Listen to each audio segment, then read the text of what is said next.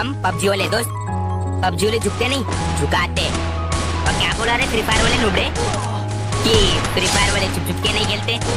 तो तुम रास्ते पे जो दीवार बनाते हो वो पेंटिंग के लिए बनाते हो क्या?